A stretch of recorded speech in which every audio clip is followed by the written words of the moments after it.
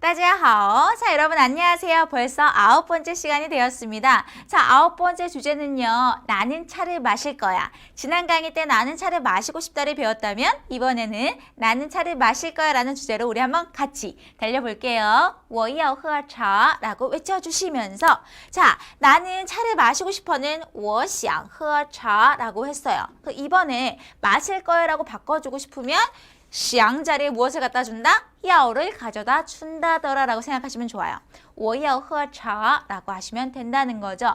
자, 要는요, 뭐뭐 하고 싶다라고 해석이 될 수도 있지만 뭐뭐 하려고 해, 뭐뭐 해야 돼, 뭐뭐 할 것이다 라는 의지를 나타냅니다. 본인의 의지와 바람을 나타낸다는 거죠. 그래서 想보다 조금 더 강하다라는 표현이 되겠습니다. 자, 想보다 要가 의미가 조금 더 강하다 기억해 주시면서 이번에는 나는 차를 안 마실 거를 만들어 줄 거예요.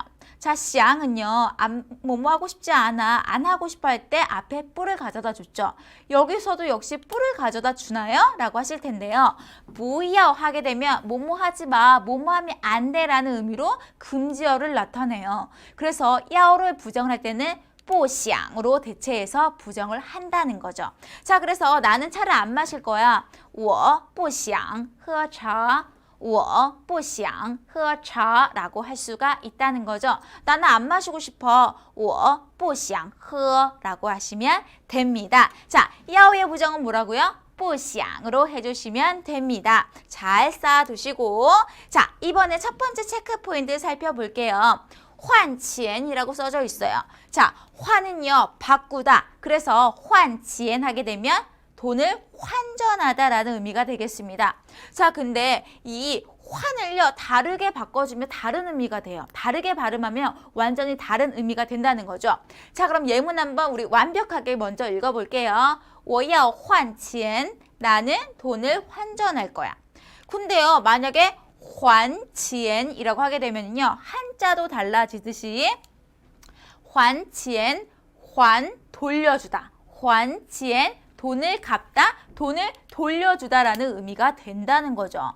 换钱 하게 되면 돈을 바꾸다, 还钱 하게 되면 돈을 돌려주다라는 의미가 되겠습니다. 자, 그래서 똑같은 의미지만 똑같은 발음이지만 성조에 따라서 그리고 한자에 따라서 뜻이 완전히 달라진다라는 거 기억해 주시면서 우리 한번 살펴볼게요. 你要换多少钱?你要换多少钱? 당신은요, 얼마의 돈을 뭐 한대요? 바꾸려고 하십니까? 你要换多少钱? 자, 두 번째 음은 내일, 明天我要还钱. 어떠한데요? 내일 저는 돈을 갚을 거예요. 돈을 돌려줄 거예요. 라는 의미가 되겠고요. 마지막으로 你 쉬고 不能 할 수 없습니다. 무엇을? 推迟还钱 돈을 갚는 것을요, 미룰 수 없대요. 你不能推迟还钱 한 번 더. 你不能推迟还钱 하시면 됩니다.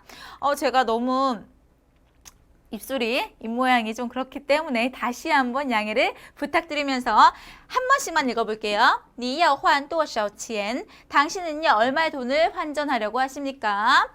내일 저는요, 돈을 갚으려고 해요. 明天我要还钱. 자, 마지막으로 당신은요, 돈 갚는 것을 늦출 수 없어요. 你不能推迟还钱. 자, 환 발음 주의해 주시면서 두 번째 체크 포인트 넘어갈게요.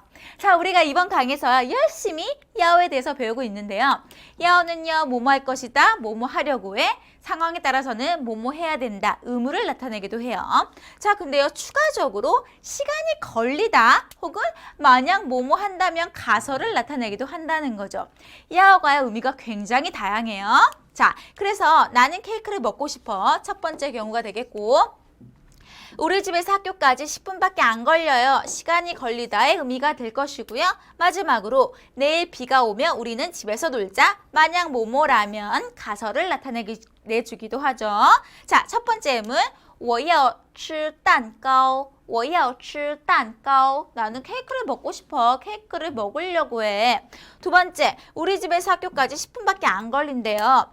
从我家到学校 얼마나? 只要10分钟 10분밖에 걸리지 않는다. 야, 시간이 걸리다 앞에 只 같은 경우는 어떤 의미냐? 겨우 단지 只要10分钟 10분밖에 걸리지 않는다더라. 마지막 문제. 내일 비가 오면 우리는 집에서 놀자. 가설을 나타내고 있죠. 明天要下雨. 시고 我们在家玩吧. 我们在家玩吧. 집에서 놀자. 왜? 내일 만약에 비가 온다면 明天要下雨 하시면 돼요. 근데요, 사실요, 3번 같은 경우는요, 이거랑 조금 구분이 안 가요. 야오가 동사 앞에 쓰게 되면 뭐뭐 할 것이다, 뭐뭐 해야만 해. 알겠어. 근데 얘는요, 동사죠. 야오, 시간이 걸리다. 근데 1번이랑 3번이랑은 다 똑같이 동사 앞에 붙어 있어요. 그럼 선생님 어떻게 구분해야 돼요? 얘 어려워해 하신 분이 계실 텐데, 이 세 번째 만약 뭐뭐라면 야오는요, 이렇게 기억하시면 좋아요. 야오 뭐뭐 더화. 만약 뭐뭐라면, 만약 뭐뭐 한다면, 만약 비가 내린다면, 만약 A 한다면 우리는 집에서 놀자. 야오라고 단독으로 외우지 마시고 야오 뭐뭐 더 화라고 기억해 주시면요. 아, 가설을 나타낼 때는 야오 뒤에 뭐뭐 더 화가 붙는구나. 더 화를 붙여서 가설을 나타내주더라. 여러분들이 기억하시면 훨씬 더 좋습니다. 기초에서는요. 이게 훨씬 더 편해요. 자, 그러면 한번 읽어볼게요. 明天要下雨的话 내일 만약에 비가 온다면 我们在家玩吧 우리 집에서 놀자. 이렇게 표현할 수 있다는 거죠.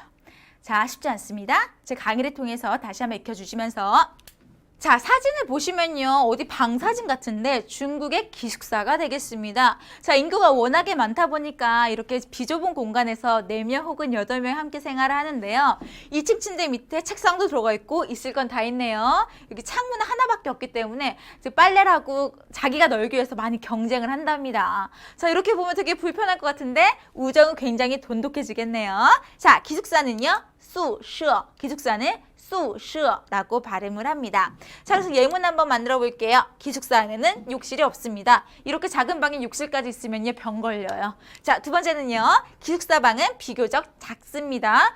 많이 작은 것 같은데. 세 번째는 반 친구들은 모두 기숙사에 삽니다. 왠지 사진 한 장 두고 묘사하는 것 같아요. 자, 그럼 한번 살펴볼게요. 宿舍里 시고 没有浴室 욕실이 없습니다. 浴室 하게 되면 욕실이 되겠고요. 기숙사 방은 비교적 작습니다. 宿舍房间有点小 비교적 작습니다. 有点小 하시면 되고요. 반 친구들은요. 모두 기숙사에 삽니다. 문장이 좀 길어요. 同学们 어떻게 해요? 반 친구들 同学 하게 되면 하고 同学们 반 친구들 都住在宿舍 하시면 모두 기숙사에 삽니다. 또 뭐예요? 모두 어떤데요? 住在宿舍 기숙사에 삽니다 라는 문장이 되겠습니다. 자, 문장이 조금 길어졌어요. 한 번씩만 다시 읽어보고 넘어갈게요. 자, 기숙사 안에는요. 욕실이 없대요. 宿舍里没有浴室 하시면 되고 기숙사 방은요. 비교적 작대요. 宿舍房间有点小 자, 비교적 작고 반 친구들은 모두 기숙사에 삽니다. 同学们都住在宿舍 하시면 된다는 거죠.